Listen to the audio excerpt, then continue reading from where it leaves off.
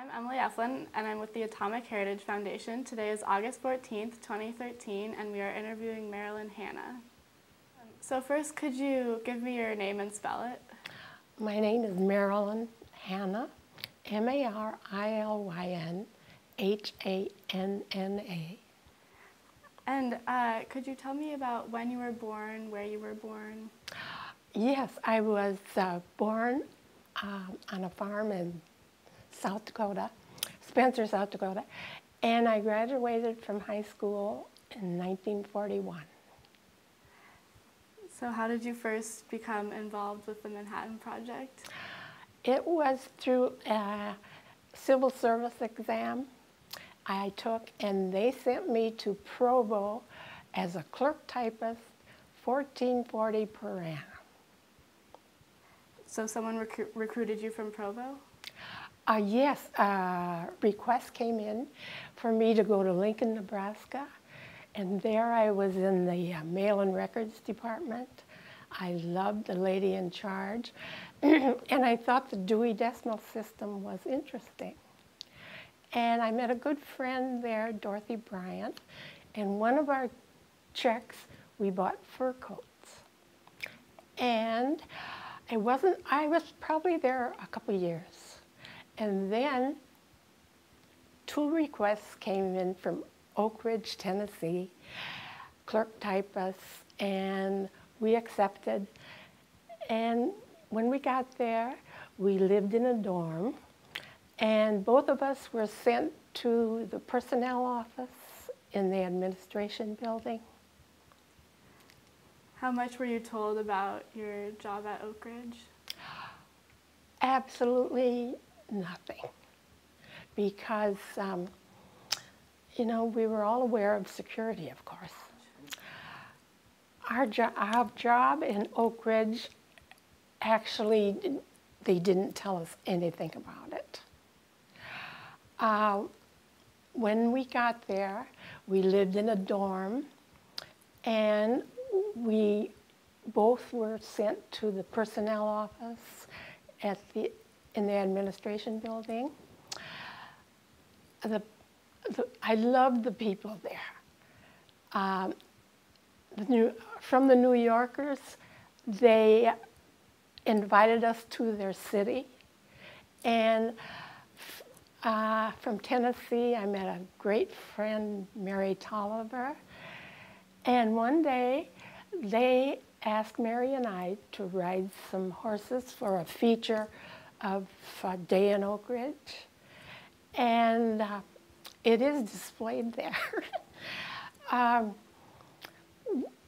We were very young, and we were very mindful of security, but we socialized a lot at the recreation hall, and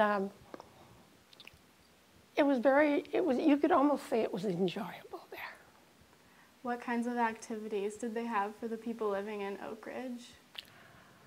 Well, you know, we were all so young that we only went to the rec hall, listening to music and dancing. How old were you when you first got there? I must have been 19. I think I was 19. When I got there, I was 19 years old. How long did you stay there for? I left, I know I was in D.C. by 1945. During the course of the war, did you learn more about the Manhattan Project, or were you never aware what you were working on? No, we were never aware, never asked. So how did you transfer to D.C.? 2 requests came in for atomic energy for clerk typists, and we accepted. And I was placed in the security division, and Brian LaPlante was in charge. All newcomers were sent, excuse me, upstairs to meet General Groves. And I actually, should I go on? I actually met, by chance, several historical figures. And in the security division, one of the agents, Captain Blair, asked me to go to the Pentagon. While we were standing in the Pentagon, Field Marshal Montgomery comes in. And he and Captain Blair saluted. And then one day, a very surprise meeting was with Admiral Rickover.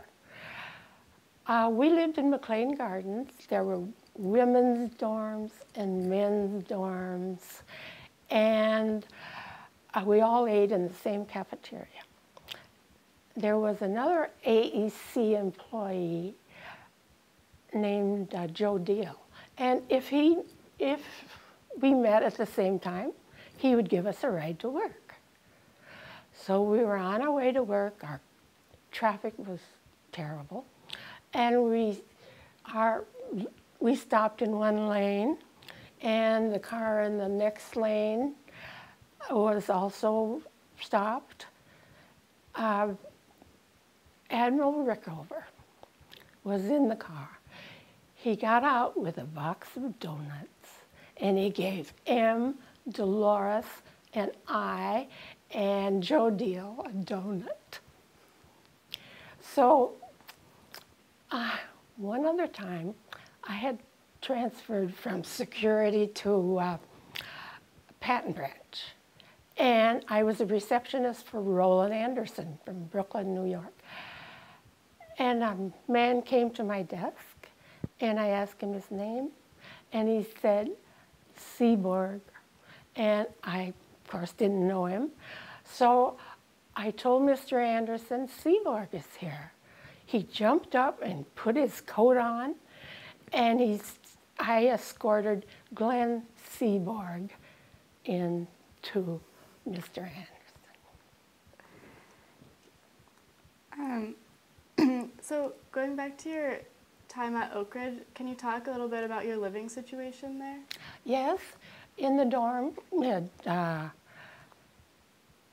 was sparse, but 2 single beds and a tiny closet, and it was comfortable, but we didn't mind at all. Were the dorms similar in DC? Oh, in DC, it was much different. At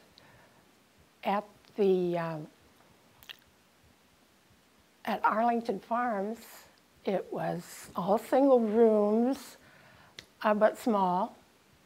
But McLean Gardens was different. It was just nicer. How long did you work in DC in the security division for? I worked in DC, I would probably say 2 years. And when you were working in security, what was your job like? I was a clerk typist, just typing. Did you learn anything more about your work and the Manhattan Project then? I think,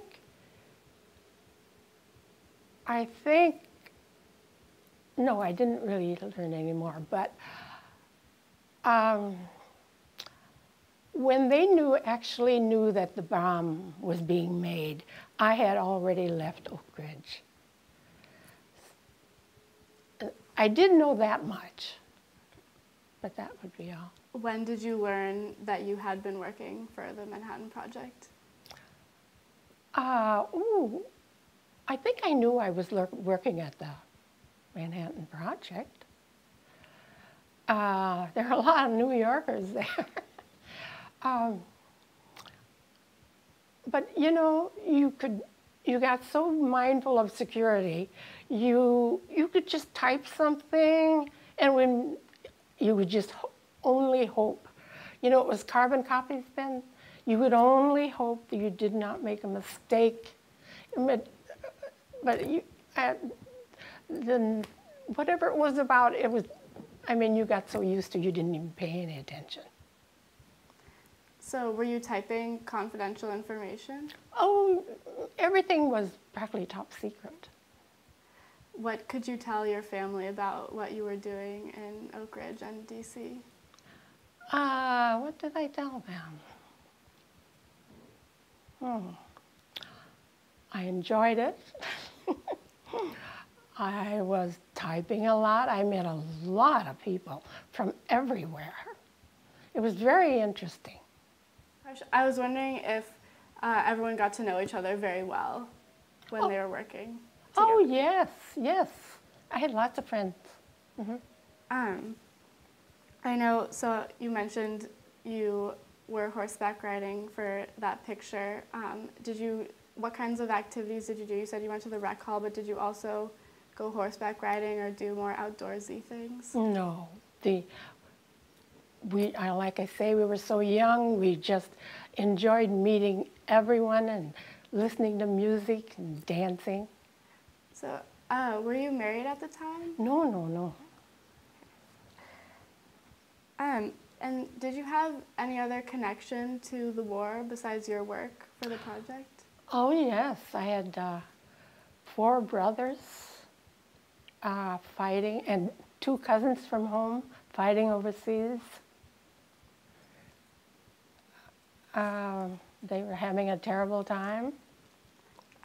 Did you ever speak to them about your work for the project? No.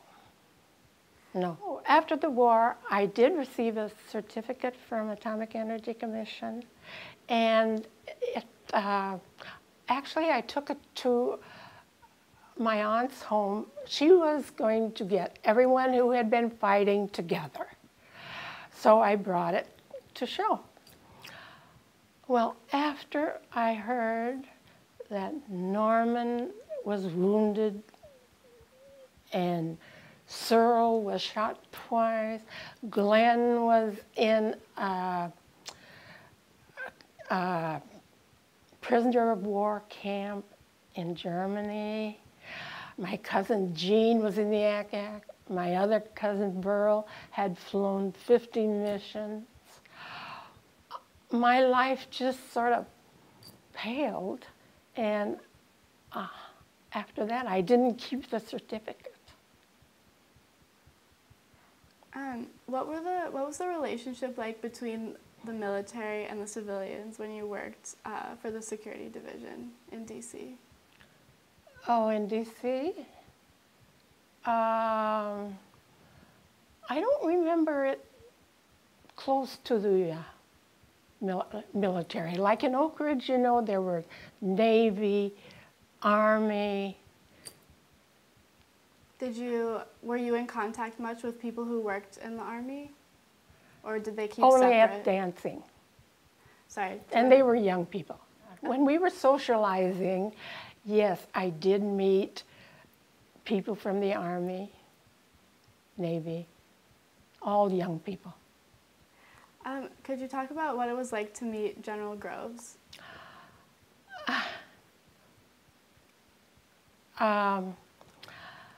When Mr. LaPlante said that we should go to see, all newcomers should go and see General Groves.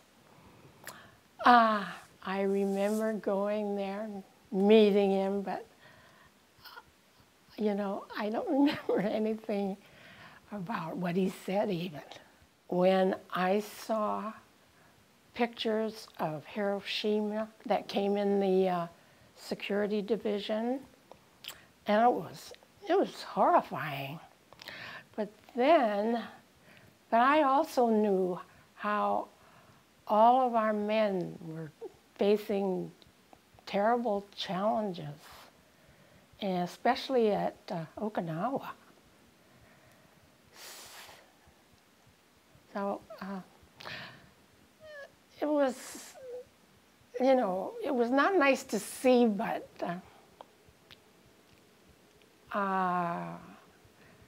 you know, I also thought about all the fighting men. Do you keep in touch with anyone from Oakridge or DC during that time? No, I wish I had. I wish I would have kept in contact with Em and Dolores and Mary. I did hear she married a Navy officer. In fact, all of my friends did find someone to marry. In Oakridge? No, later. Were most of your friends had they come right out of high school then? Yes, we were all very young. Do you have any other stories that you would like to share about your time either in Oakridge or DC?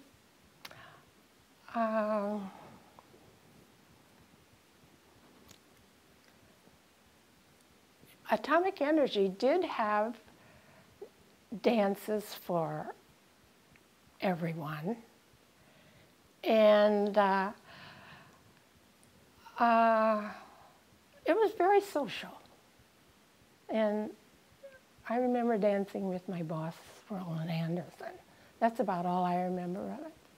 But it was all the divisions would get together. Did you mostly spend time with people working on the project in DC? Because I know in Oakridge it's a lot more isolated, so it's easier to confine people and have everything be secret. Oh, no, actually, I went on a blind date with one of my friends from working there, and I met my husband. Were people working very hard at Oakridge? Did it seem like there was stress to meet a deadline? Yes. You were very serious at work. The same with DC? And, oh yes, same. So I don't know if I asked you this exactly before, but do you remember the exact moment that you found out you had been working on the Manhattan Project? The exact moment I found out was when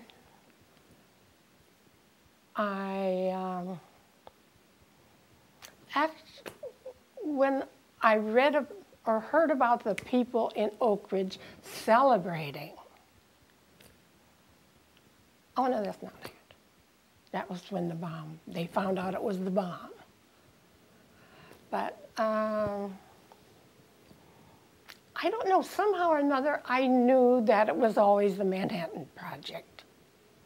I don't know how, if it was from letters or what, but I knew that it was. When you were working there? Mm-hmm. But when did you find out that the Manhattan Project was to create the bomb? Oh, there was never any information on that. And no one knew until it was dropped in Hiroshima. Were you working for the security division when the bomb was dropped on Hiroshima? Yes.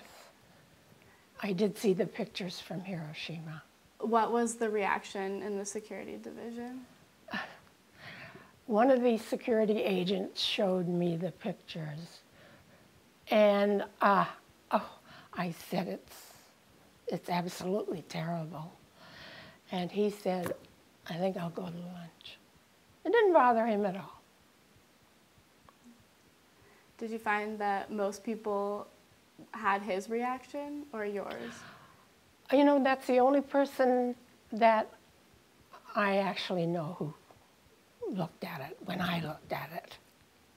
The only other thing I can remember you talking about is how it was an exciting time to be a woman. I mean, there were so many opportunities, like you could go to Provo, and then you went to Nebraska, and then Oakridge and DC, that it was an exciting time.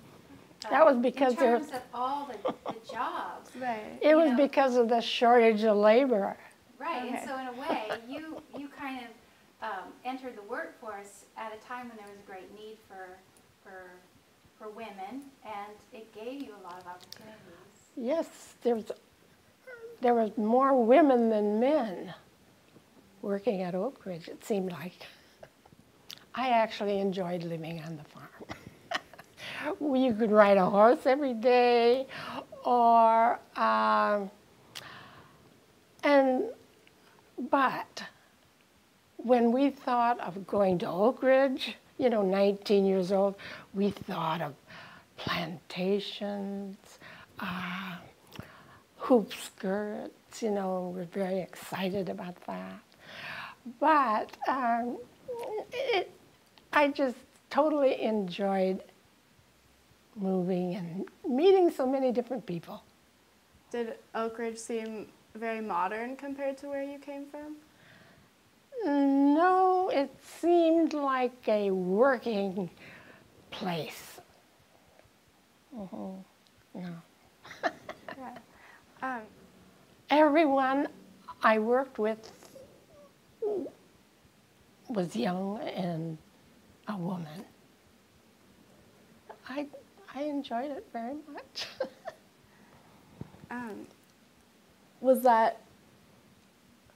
Did it seem like a different environment compared to other places you might have worked? Were you surprised to be working with so many other young women?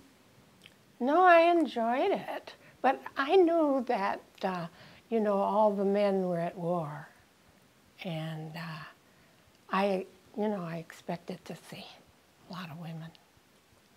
This is a picture from Oakridge.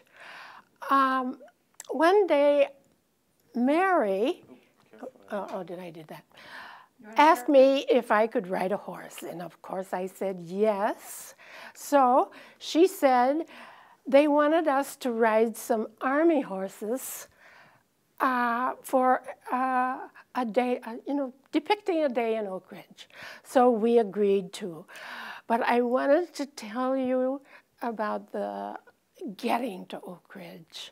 The government made these accommodations on the railroad with a berth, and we were just fascinated. That was a long way from our farm in South Dakota. This picture was a picture of the Security Division at Atomic Energy Commission. Mr. Brian LaPlante was in charge. The security agents were there, and this was me. And